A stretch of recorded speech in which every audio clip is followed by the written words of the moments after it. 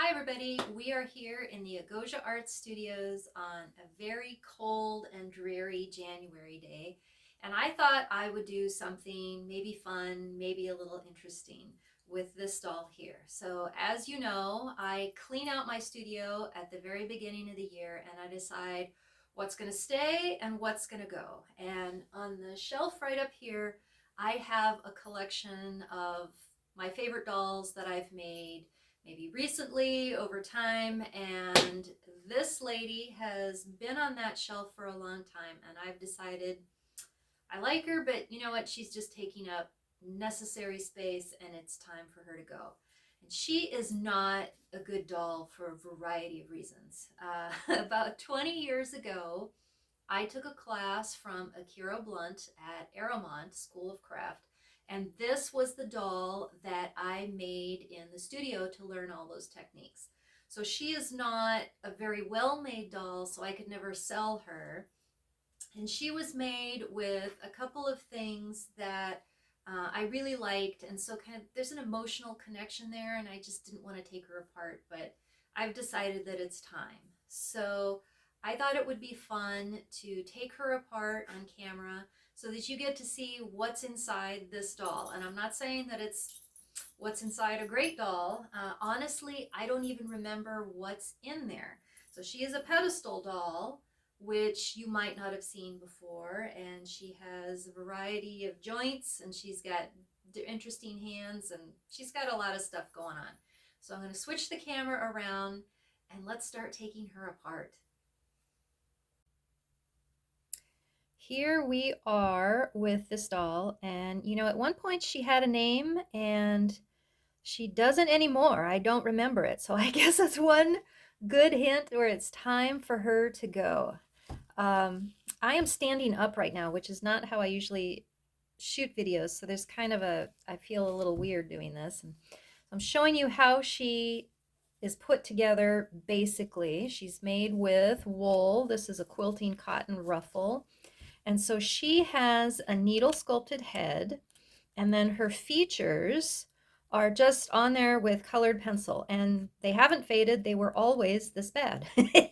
So her face is made from t-shirt fabric, and I don't know if you can hear that. It's quite hard. It's been hardened with a fabric stiffener, which is the way that Akira Blunt did her heads. And so she actually took the extra step of needle sculpting, stiffening like this, and then putting another layer of cheesecloth on. So this is what's called a pancake head because it's made flat and it has that seam that goes all the way around the head, and it kind of goes through the chin. So you don't have a seam on the front, but you can still see these needle sculpting stitch marks here. So she has the nose and the eyeballs and the mouth. And then her head, and you can see I did a really bad job here because she's got the fur, I tried to hide with the fur, this giant bulge at the back. And it's all hard. I don't know if you can hear that. It sounds like a plastic bottle. So it's stuffed in there, and then this head is mounted onto a neck that goes up inside the head, and then it's kind of a shield. I don't know what this is called. I can't remember, but porcelain dolls are often made this way so that you have this whole one-piece thing that is then stitched onto the body. So this ruffle and this little tape thing here, this bias tape thing, hide all that stitching because it was pretty ugly. So the base of the doll, the body of the doll, is just essentially a tube of wool, and it's two kinds of wool, and then I had a seam line here and I embellished it with beads, and then it's heavy. It's weighted, so there's cardboard at the bottom so it would be flat, and there's some kind of weight in there. I have no clue what it is. I gave her a little bustle, which was a little hat that was my grandmother's. This is a little veil thing that you would pin into your hair, and then this would come over your face. Very 50s kind of thing. So when I talked about the emotional aspect of this doll, I took a bunch of stuff for the class, and some of it was stuff that belonged to her. And so I was like, oh, well, I can't rip that apart because that was my grandmother's. And then I added this button, which I made. It's a beaded button. And then she has this fur that was, gosh, I think it was a piece of old mink that was, again, my grandmother's. And so I have always hated doing hair for dolls. So my usual thing when I do human dolls is either no hair at all because I hate it that much, or put some kind of hat over the head so that I can hide the fact that I didn't do the hair. So I gave her a little lace something around the edge, and then I put some beads on, and then I just glued all of this on there. And then she has a little bead dangle here. So she does also have button jointed arms. And then these are my notes here for her. Let's see. Stiffened head and neck, neck shield, columnar base, weight, body stuffed with fiberfill, button jointed arms, mitten hands, kind of fat and overstuffed, and that's a thing. So she has mitten hands, and they are needle sculpted to give the impression of fingers. And you can see her hands are too fat. And so when I teach people how to make hands, and this is how Akira Blunt taught us how to make hands, the big thing was don't stuff the palms because it looks like somebody got snake bit, and so you're all swollen, and nobody has hands like that really. So her hands are overstuffed that they don't look appropriate. But this is a simple mitten hand, and you can see it does look pretty good.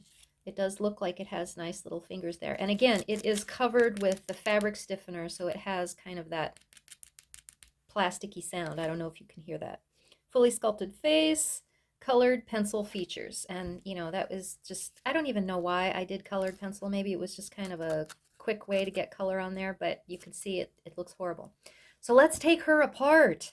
I'm just using a little pair of scissors here. So let's snip off this tag. And I honestly don't remember what is glued and what is stitched. It's been that long. So there goes the little dangle. So let's see, it looks like this is just appliqued on. And this is one of the reasons why when I make dolls, I honestly try to sew everything on, because let's say that this was an important doll and somebody said, oh, my doll has something wrong and I need it fixed. If you glue, it's almost impossible to remove glue cleanly and to do a repair. But with stitching, you can really do things cleanly. And so I avoid glue if at all possible. And this is a little dusty, but it's not bad. So I can actually, oh my gosh, there's actually still a pin in there. Isn't that horrible? After 20 years, I left a pin in. Oh my gosh. That is an embarrassment. Okay, so this is just a fabric ruffle, and the fabric is a little dusty, but it's in fine shape. It's not faded, so I will take this apart further and I'll use it for something else. It's a nice little pine tree print. I like that. Okay, so we can see the tape that's covering that join, and this may actually, well, is it glued? Oh gosh, maybe not. All right. Okay, so this is interesting. Now, one of the things when I took this class from Akira is, her emphasis was on making things as well as you can, obviously, and really putting things together solidly so that your sculpture should not have any wiggliness to it. There shouldn't be any sense of fragility. If you pick it up, it feels like a solid thing. It doesn't feel like it's going to break in your hands. And of course, it's cloth, so it's not going to break. But you want to give people the psychological impression that they have a work of importance in their hands, that it is well made, and you can feel that by not having anything shake apart. So that was stitched on, but you can see that the shield here is stitched on, and this is just t-shirt fabric, but it's stiffened. And so one thing that Akira showed us is that when you pin one part to another. It doesn't matter if it's a neck thing to a body part or a hand to something else or a leg or whatever it is. You've got to pin the heck out of it so that it's not going to move. So you put everything under tension, which is one reason why you have to use high quality cloth and why it has to be sturdy. And if it's not sturdy, you have to have some kind of underlining to make it sturdy. So this is just stitched on, and we can take it off. Look at that. So it's not glued, right? So if I was going to repair this, I could just take this whole thing off. And it's, you notice it's hard to take apart. It's not easy. So if you are a maker, your stuff should not just rip apart, because that means that you are not putting it together well enough. For me, I believe that my artwork should last at least the lifetime of the person who purchased it. So this was sewn on with button thread, which is my preferred thread for whenever I'm gonna sew something on under tension, because just regular sewing thread doesn't cut it. So it's a cotton thread, but it's thick. I don't know if you can see that. It's really thick. So here is the head and the neck, and it is stuffed.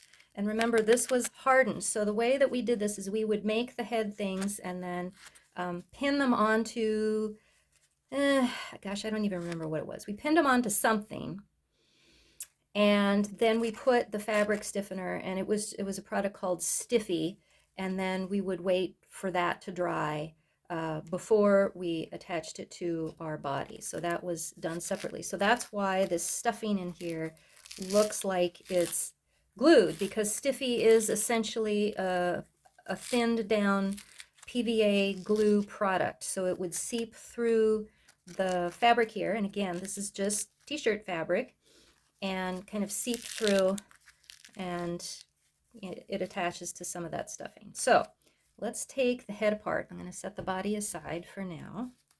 So I've got this fur, and this is real fur. This is mink.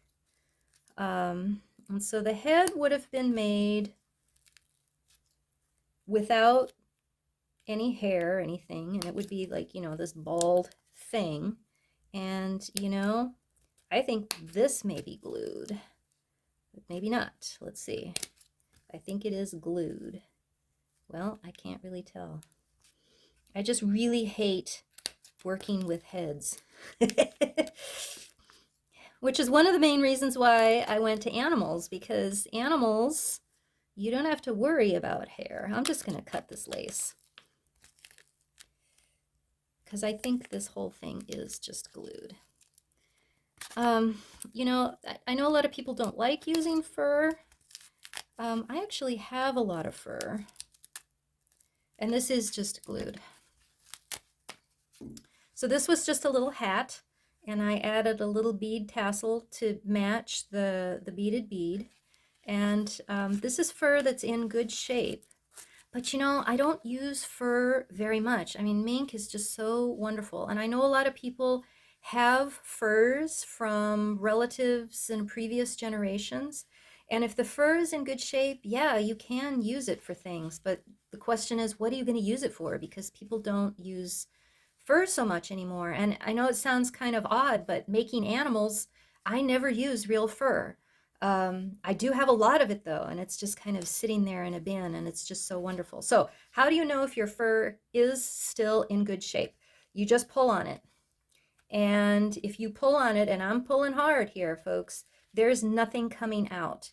If you get 1 or 2 hairs, that's fine. But if you get more than that, your fur has degraded and the hairs are no longer attached to the skin. So that means that fur has to go. And let me tell you, I learned that in a very unfortunate way. I made a skunk years ago out of a rabbit fur that, as I worked with it, the fur just started coming out, coming out, coming out.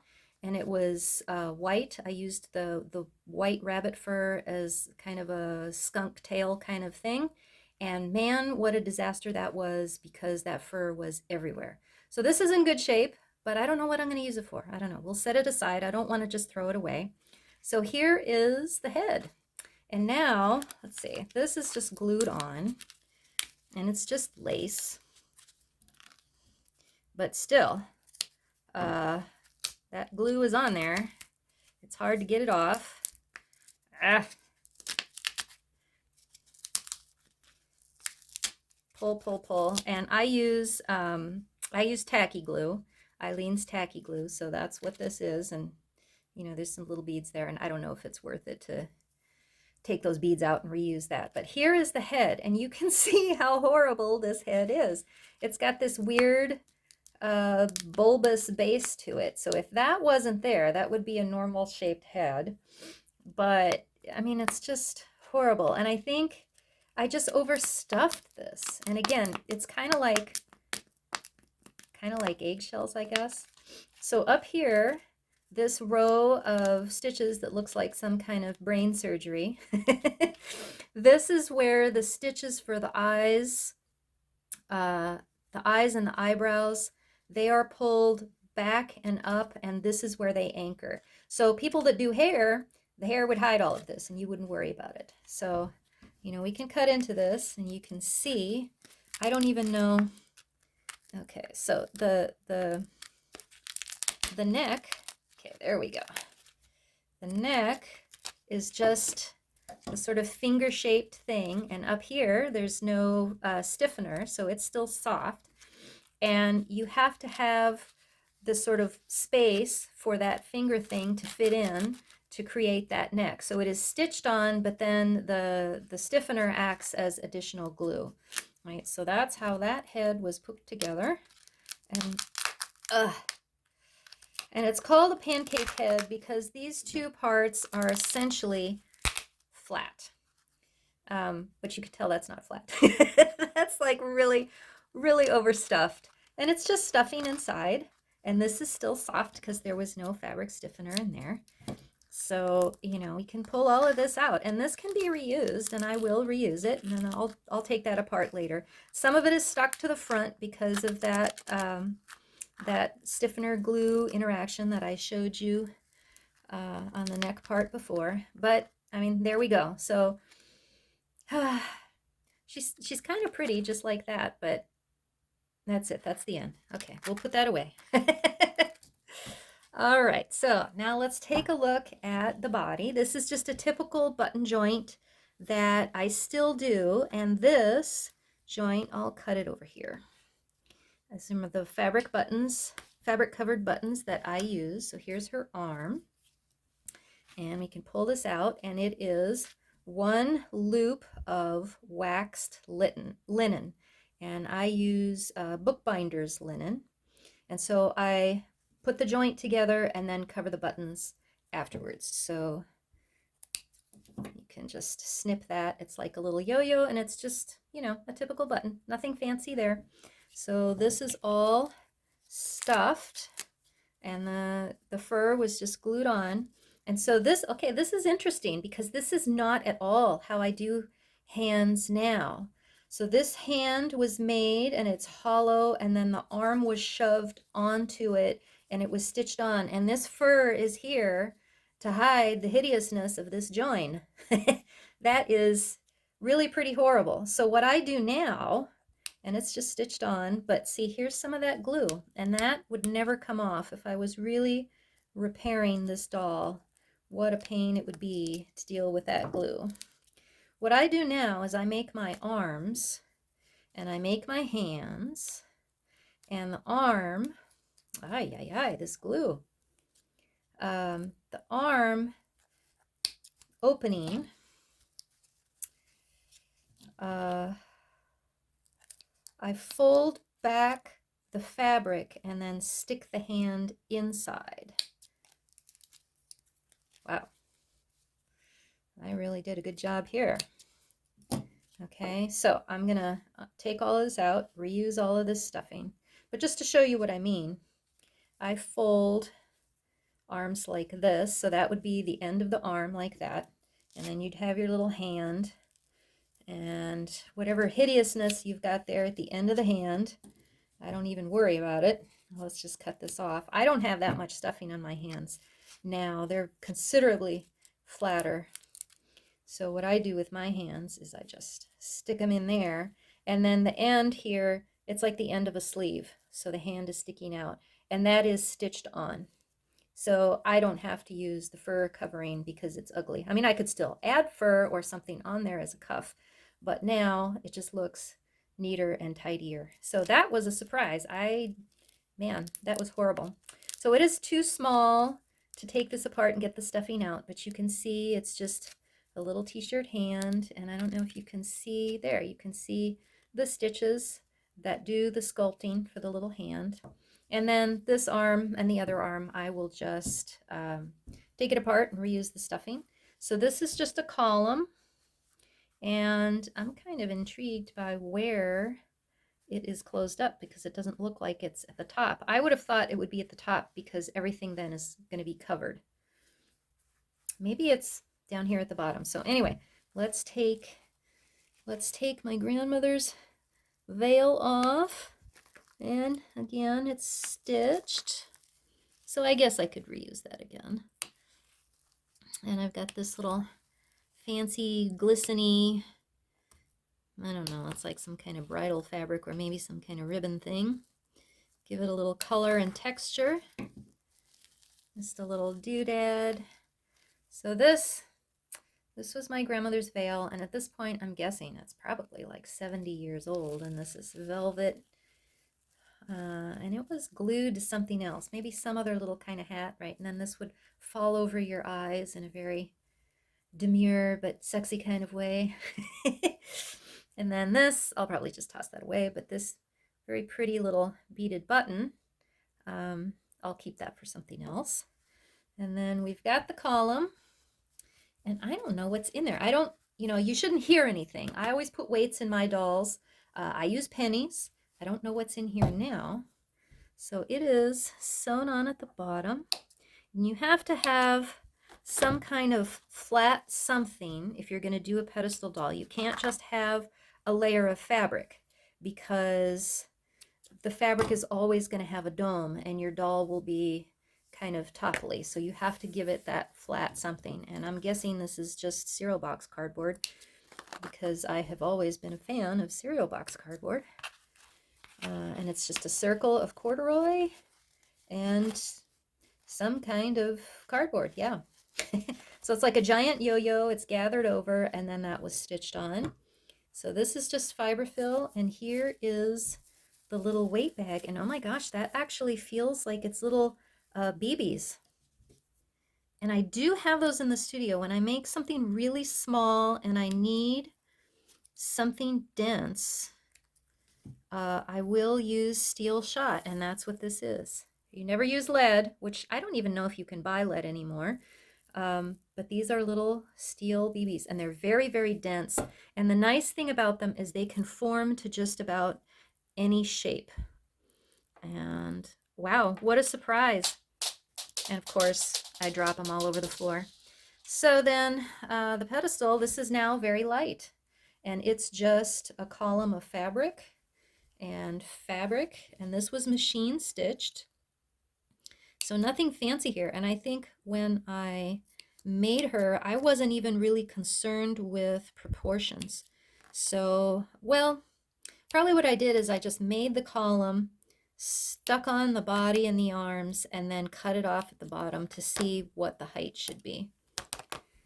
So there we are. It's just stuffing. And what's interesting here is this is the really inexpensive cheapo stuffing. I do not use this anymore. I use polyfill, and it's like the most expensive kind. And it has a slightly bigger fiber, and it's just springier. And it's nicer to use. It doesn't clump. This has a little bit of clumpiness. I don't know if you can tell that. But I will reuse this in something else because it's, I'm not going to throw it away. It's clean. And I will probably pick off these beads because it's just easier to pick off a big bead. And these are stitched on. It looks like that is quilting thread. So I only really use sewing thread on this to sew things together, and that's what we've got here, the sew the body parts together and any fabric. In terms of construction, putting things together, I did not use sewing thread because it's just not strong enough. Because remember, you're putting everything under tension, so that means you're pulling that thread really hard. So there we are. Bye-bye, mystery lady. We're going to reuse you for other things, but maybe we've learned something today. Um, Certainly kind of an interesting adventure. And you don't have to keep things forever. Sometimes you have to decide it's ready for them to go and for those parts to go on and live another life in another artwork. So bye bye, lady. It was nice knowing you.